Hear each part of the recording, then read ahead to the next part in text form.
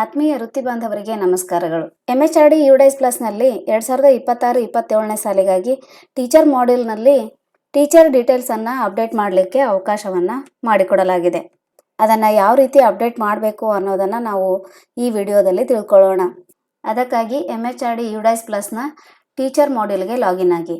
Login ಆಗೋ ಸಲುವಾಗಿ ಈ ರೀತಿ ಪೇಜ್ ಓಪನ್ ಆಗುತ್ತೆ. ಇಲ್ಲಿ sign in with UDICE plus ಅಂತ ಇದೆ, ಅದರ ಮೇಲೆ ಕ್ಲಿಕ್ ಮಾಡಿ. ಯೂಸರ್ ನೇಮ್ ಮತ್ತು ಪಾಸ್ವರ್ಡನ್ನು ಎಂಟ್ರಿ ಮಾಡಿ ಲಾಗಿನ್ ಆಗಿ.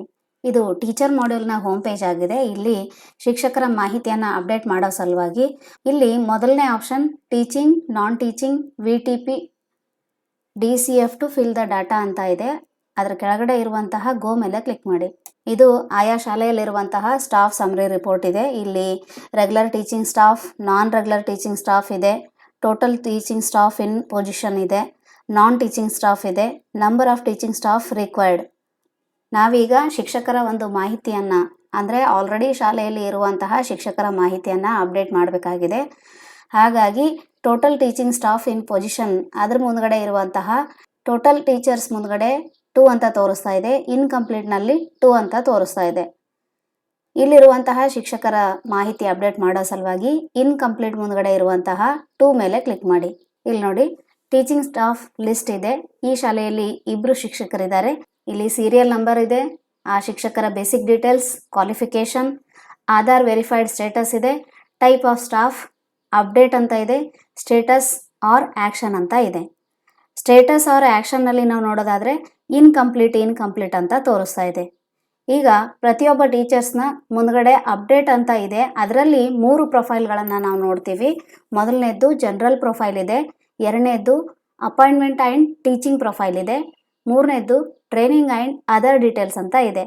ಈಗ ಜನರಲ್ ಪ್ರೊಫೈಲನ್ನು ಅಪ್ಡೇಟ್ ಮಾಡೋ ಸಲುವಾಗಿ ಜನರಲ್ ಪ್ರೊಫೈಲ್ ಮೇಲೆ ಕ್ಲಿಕ್ ಮಾಡಿ.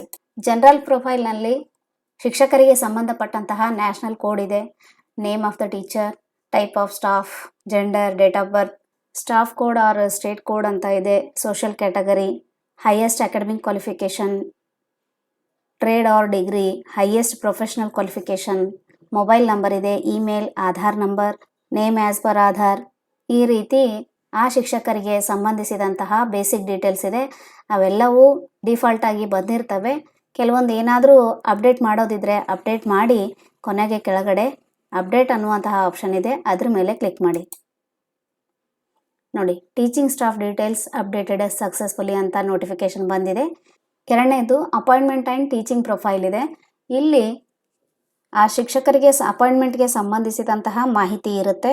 Type of teacher, class start, appointed for level, appointed for subject, main subject taught 1, main subject taught 2, ಮತ್ತು ಆ ಶಾಲೆಯಲ್ಲಿ ಅವರು ಡೆಪ್ಯುಟೇಷನ್ನಲ್ಲಿದ್ದಾರಾ ಅಥವಾ ಬೇರೆ ಸ್ಕೂಲ್ನಲ್ಲಿ ಡೆಪ್ಯುಟೇಷನ್ನಲ್ಲಿದ್ದಾರಾ, ಈ ರೀತಿ ಮಾಹಿತಿ ಇರುತ್ತೆ.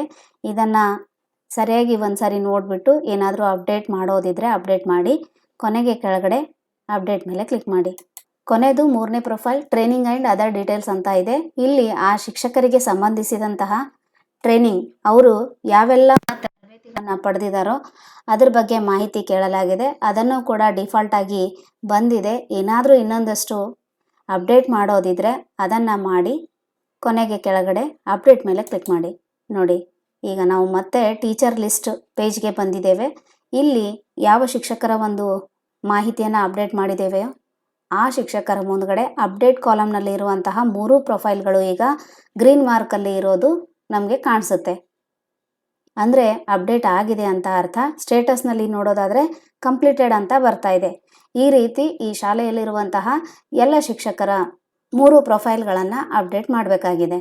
ಎಲ್ಲ ಶಿಕ್ಷಕರ ಮಾಹಿತಿ ಅಪ್ಡೇಟ್ ಆದ ನಂತರ ಮತ್ತೆ ಸ್ಕೂಲ್ ಡ್ಯಾಶ್ಬೋರ್ಡ್ಗೆ ಹೋಗಿ ಇಲ್ಲಿ ಟೋಟಲ್ನಲ್ಲಿ 2 ಇದೆ ಮತ್ತು ಇನ್ಕಂಪ್ಲೀಟ್ನಲ್ಲೂ 2 ಅಂತ ತೋರಿಸ್ತಾ ಇದೆ. ಆದರೆ ನಾವು ಈಗಷ್ಟೇ ಎಲ್ಲ ಶಿಕ್ಷಕರ ಮಾಹಿತಿಯನ್ನು ಅಪ್ಡೇಟ್ ಮಾಡಿದ್ದೇವೆ. ಹಾಗಾಗಿ ಇದನ್ನು ಒಂದು ಸಾರಿ ಇಲ್ಲಿ ರಿಫ್ರೆಶ್ ಆಪ್ಷನ್ ಇದೆ, ರಿಫ್ರೆಶ್ ಮೇಲೆ ಕ್ಲಿಕ್ ಮಾಡಿದ್ರೆ ಕ್ಲಿಯರ್ ಆಗುತ್ತೆ.